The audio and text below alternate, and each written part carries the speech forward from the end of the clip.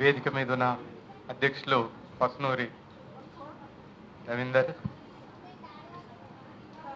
తను చైతన్యానికి ప్రతీక. వేదిక మీద ఉన్న చాలామంది మహానుభావులు పెద్దలు ఉన్నారు. లక్ష్మణ నా జీవితంలో తారసపడిన ఓ మహానుభావుడు. ఆ ఒక్క భిక్షమన్న లేకుంటే నా జీవితం ఇంత లెక్క వచ్చేది కాదు.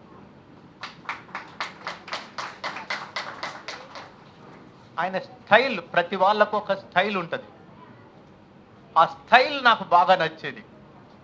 అంటే ఊరిలో నుంచి దొరలు వెళ్ళగొడితే అంటరాని వాడంటే కూడా ఆ అద్భుతమైన మీస కట్టు తిప్పుకుంటా వాని ముందు నిలబడి కుర్చీలో కూకోగలిగటం అంటే ఆ రోజుల్లో మామూలు విషయం కాదు. ఆ స్టైల్ బ్యూటిఫుల్ స్టైల్. 100 కొరడా దెబ్బలు కొట్టనిగాక మీసం వెలిపెడుతూ నిలబడ్డాడు.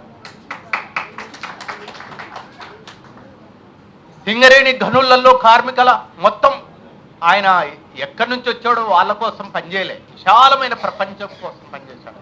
సింగరేణి గనులలో వేలాది మంది కార్మికులకు రక్షణ లేకుండా, వేతనాలు లేకుండా బాధపడుతున్నప్పుడు బాయిదొరలే రాజ్యం వెళుతున్న రోజుల్లో భిక్షమన్న బావుల మీదకి వచ్చాడంటే ఆయన ఇంగ్లీష్లో మాట్లాడుతుంటే బాయిదొరలు వాడు ఇంగ్లీషు వచ్చి రాక ఈయనతోటి మాట్లాడటానికి చేతులు కట్టుకొని నిలబడేవాడు. ఆ స్టైల్ బాగా నచ్చింది నాకు. భిక్షమన్న జీవించే పద్ధతి కూడా బ్యూటిఫుల్ పద్ధతి. అందరూ కమ్యూనిస్టులనే ఇల్లు లేకుండా చెట్టు కింద అక్కడ ఉండాలి, ఇక్కడ ఉండాలి. తోషవతల బారేశాడు, మంచి ఇల్లు కట్టుకున్నాడు, అద్భుతమైన కుక్కను పెట్టుకున్నాడు. తనని అనేక మంది కత్తులతోటి, తుపాకులతోటి దాడులు చేయాలనే ప్రయత్నం చేస్తే ఆ రోజున్న బీజేపీ నాయకులు కూడా ఆయన మీద చంపటానికి ప్రయత్నం చేస్తే కేవలం ఒక్క సాధు జంతువు నమ్మకంగా వెంట నడిచే కుక్క ఆయన్ని రక్షించింది. అందుకనే నేను ఒక పాలు ఎమోషన్ అవుతూ ఉంటాను.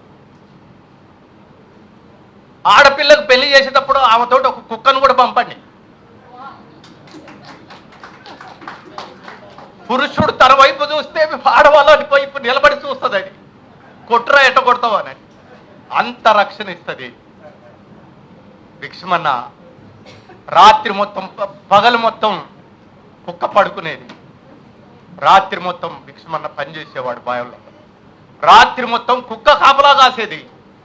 భిక్షమన్నకు సేఫ్గా ఉండేది. భిక్షమన్నను చంపాలంటే ఫస్ట్ కుక్కను చంపాలి. కాబట్టి మొట్టమొదటిసారిగా బీజేపీ వాళ్ళు కుక్కను చంపారు. ఇంత విరోచితమైన చరిత్ర జీవితం ఎవరికైనా ఉందా? చాలా పుంకాలుగా చెప్పుకుంటా ఉంటాం. ఇంత విరోచితమైన చరిత్ర భిక్షమన్న. ఇంత ప్రాణాలు పెట్టి, ఇంత ఉద్యమాన్ని నడిపి, ఇంత కష్టపడి ఇన్ని చేస్తే చివరికి ఫలితం ఎలా ఉంటుందో చూడండి. ఓకేనా? ఫలితం ఎలా ఉంటుందో చూడండి. తన చుట్టూ ఉన్న కార్మికుల పిల్లలకు, నీడలేని పిల్లలకు ఒక స్కూల్ పెట్టి, తను ఏ విప్లవోద్యమంలోనైతే పనిచేశాడో అవతలి శత్రువు చంపుడు కాదు, వాళ్ళే భిక్షమన్నను చంపడానికి ప్రయత్నం చేస్తున్న రోజులవి. అయినా గుండె దట్టుతోటి నిలబడ్డాడు. అలాంటి టైంలోనే భిక్షమన్నకు చేదోడుగా ఈ తమ్ముడు నిలబడ్డాడు. జబ్బులు చాలా మంచివి, అనారోగ్యం కూడా చాలా అవసరం. నాకు క్యాన్సర్ వచ్చిన తర్వాత నిమ్స్లో ఉన్నాను. భిక్షమన్న, నేను, రామన్న అందరు కలిసి నా చుట్టూ మాట్లాడుతూ అంత బలమైన దెబ్బ తగలటం వల్ల వీళ్ళందరూ నా చుట్టూ కూకొని మన రూట్ సరిగా ఉందా లేదా అని పరిశీలన మొదలుపెట్టారు. అప్పుడు అవసరమయ్యాడు బాబాసాహెబ్ అంబేద్కర్. ఒక్క మార్క్సిజం ఈ దేశాన్ని మార్చడానికి సరిపోదు, బాబాసాహెబ్ అంబేద్కర్ అవసరము అని వీళ్ళందరూ నా చుట్టూ 2 నెలల 15 రోజుల కంటే బతకవన్న రోజుల్లో వీళ్ళందరూ నాతో మాట్లాడటం, నన్ను చదివించటం ఎండ్లూరు చెన్నయ్య లాంటి వాళ్ళు నా పక్కన ఉండటం, ఇవన్నీ చూసిన తర్వాత నేను వాళ్ళందరూ సిద్ధాంతీకరించిన విషయాన్నే నా నోట చెప్పాను. జగోరే జాగో అంబేద్కర్, జగత్ జననేత అంబేద్కర్, భవితకు మార్గం అంబేద్కర్, బడుగులకు ప్రాణం అంబేద్కర్, మా బల్లో టీచర్ అంబేద్కర్, మా బతుకు ఫ్యూచర్ అంబేద్కర్, మా దారికి టార్చ్ అంబేద్కర్, భారత్కు మార్క్స్ అంబేద్కర్. కులానికి శూలం అంబేద్కర్, మతానికి మందుర అంబేద్కర్, మనువుకు మరణం అంబేద్కర్, మానవత మూర్తి అంబేద్కర్, బువ్వకై పోరితే అంబేద్కర్, భూములను పంచితే అంబేద్కర్, పరిశ్రమల వాటా అంబేద్కర్, ప్రగతి జన సూత్రం అంబేద్కర్, మా ఇంటి నీడ అంబేద్కర్, మా కొలువుల జాడ అంబేద్కర్, ప్రేమికుల స్వప్నం అంబేద్కర్, పేదలకు రాజ్యం అంబేద్కర్. ఈ పాట బయటకు వచ్చిన తర్వాత నా డాక్టర్ 2 నెలల 15 రోజుల కంటే ఎక్కువ బతుకు అన్నాడు. ఈ సిద్ధాంతీకరణ నా పాట ద్వారా ఎప్పుడైతే వ్యక్తమైందో ఊర్లు, వాడలు, స్నేహితులు, శత్రువులు మమేకమై ఒక యుద్ధ భూమిలాగా నడిచింది. ఆ యుద్ధంలోకి వెళ్ళి నేను బయటపడ్డాను. నేను 2 నెలల 15 రోజుల కంటే ఎక్కువ బతుకు అన్న డాక్టర్ ఈ పాట నన్ను 20 సంవత్సరాలుగా బతికిస్తుంది. ఈరోజు ఇది ఈరోజు దేశానికి అవసరమైంది. ఈ దేశంలో మనువాద భిక్షమయ్యను చంపడానికి ప్రయత్నం చేసిన ఏ మనువాద శక్తులైతే దేశాన్ని పరిపాలిస్తున్నాయో ఇవాళ అంబేద్కరిస్టులు, మార్క్సిస్టులు కలిసి ఆ శత్రువుకు వ్యతిరేకంగా పోరాడాలని చెప్పింది ఈ వేదిక మీద ఉన్న మహానుభావులే.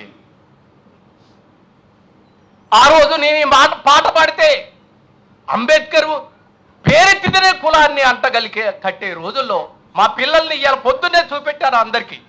మా పిల్లలందరూ డాక్టర్లు అయ్యారు, మా పిల్లలందరూ ఇంజనీర్లు అయ్యారు, మా పిల్లలందరూ ఉద్యోగస్తులు అయ్యారు, మా పిల్లలందరూ అపార్ట్మెంట్లు కొంటారు, విమానాల్లో ఎక్కుతారు. అవతలోడు ఎంత గొప్పోడైతే అంతకంటే గొప్పోడైతాడు. తీసవతలు పాడేశాం. కుల నిర్మూలన బాబాసాహెబ్ అంబేద్కర్ ఏదైతే చెప్పాడో ఇప్పుడు కులం మా దరిదాపులోకి రావటానికి కూడా శంకిస్తుంది. అనారోగ్యంలోకి వెళ్ళి ఆరోగ్యవంతుడు కావాలంటే ఉట్టిగానే కాడు.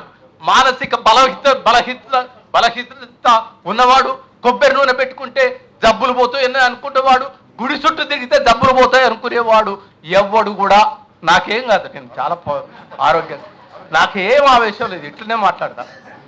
కాబట్టి అవి నమ్ముకుంటే సస్తాడు వాడు. వాస్తవికంగా నా కణం ఓ సైద్ధాంతిక పునాది కలిగితే ఖచ్చితంగా బతుకుతాడు. భిక్షమన్న ఈ వయసులో ఈ పుస్తకం రావటం అంటే మామూలు విషయమా? బుద్ధుడు నుండి గద్దర్ వరకు ఎంత సముద్రమంత విశాల హృదయం కలిగిన వాడు భిక్షమన్న.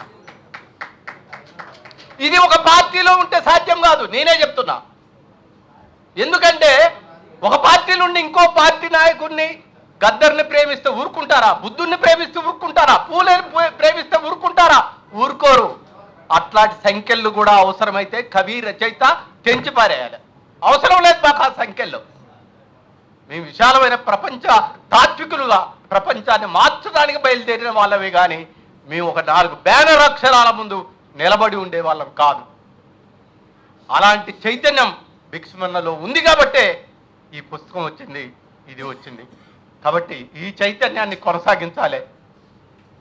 నేను అప్పుడప్పుడు అంటా ఉంటాను, ఈ పుస్తకంలో అస్పృశ్య యోధుడు అనే నవల చెప్పాడు.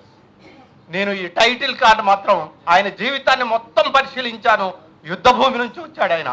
కాబట్టి నేను ఈ టైటిల్ని ఆయన్ని ఇంతవరకు ఎవ్వడు కూడా అంటారా అని వాడు అని వెలివేయబడ్డ స్థితి నేను ఎప్పుడు చూడలేదు. ఎప్పుడు హీరోనే ఆయన. ఆ ధైర్యం దమ్ము ఎవరికి లేదు. భిక్షమన్నని వెలివేసే ధైర్యం కానీ దమ్ము కానీ.